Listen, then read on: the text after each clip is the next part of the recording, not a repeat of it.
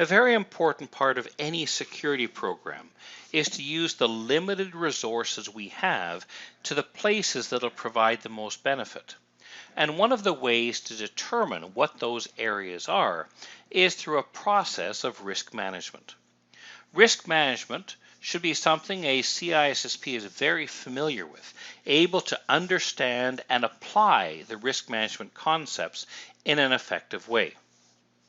This means being able to identify threats and vulnerabilities we may face, and from that being able to assess and analyze the levels of risk to the organization. As a CISSP, we may use a quantitative, a qualitative, or even a hybrid of a semi-qualitative type of approach towards then risk assessment and analysis. The results of our risk assessment will be the delivery of a risk assessment report, outlining the risks as well as the prioritization of those risks. This will drive the selection of countermeasures and the decisions what to do about risks that are at an unacceptable level. We implement various controls, and the intention of those controls is to specifically address any of those risks that are outstanding. There are many different types of controls we use.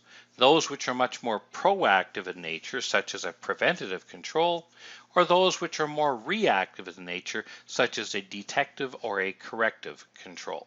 In understanding and applying risk management concepts, we will put in place controls that are designed to mitigate risk. However, almost no control is enough on its own. It requires regular monitoring and measurement to be able to determine the effectiveness of that control. We should do asset valuation and review the value of assets on a periodic basis, since an asset which was maybe insignificant before has now become critically important, where other assets which at one point were very important have faded in significance. This means we should adjust the risk management program to protect the areas that are most critical for the organization. We do regular reporting on the results of our risk assessments back to management, seeking for continuous improvement in how we then look after our security program. There are a number of different risk management frameworks we can use. As a CISSP, we should be familiar with several of these risk frameworks, so we're able then to provide advice to management on how to actually manage risk in an effective, but should we say, also accepted manner.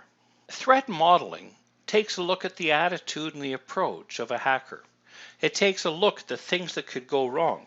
Many of these, of course, could be based on adversaries, but a lot are based on contractors or employees who may have done something, unintentional, or even a trusted partner who themselves was breached.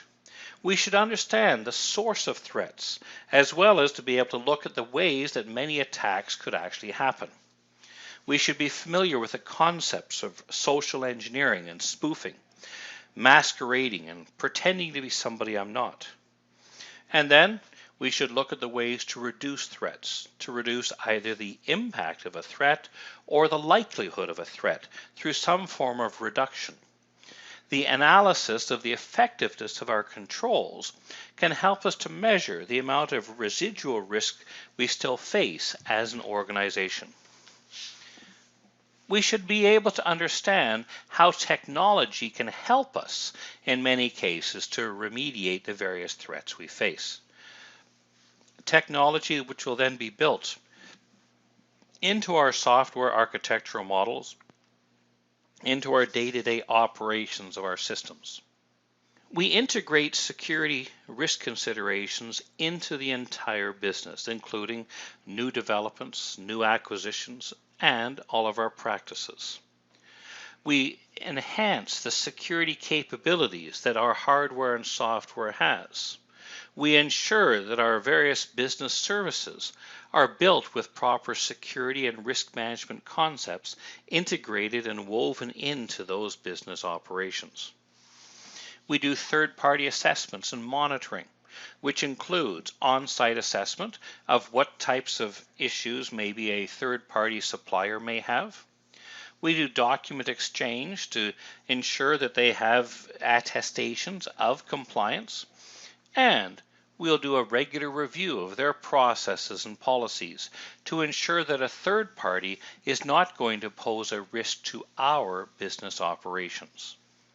In all of this, we need to ensure that minimum security requirements are met at the very least, so that we have a consistent baseline of security across the organization.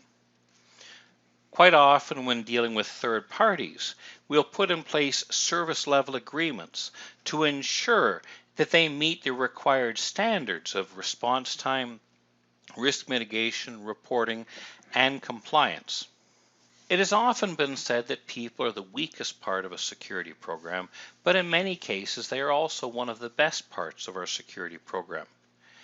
Ensuring that our staff has been properly trained is an important role of the CISSP. A person cannot be expected to do a job if they've not been trained in how to do it properly. So part of the CISSP will be ensuring that our staff has an appropriate level of awareness of security issues.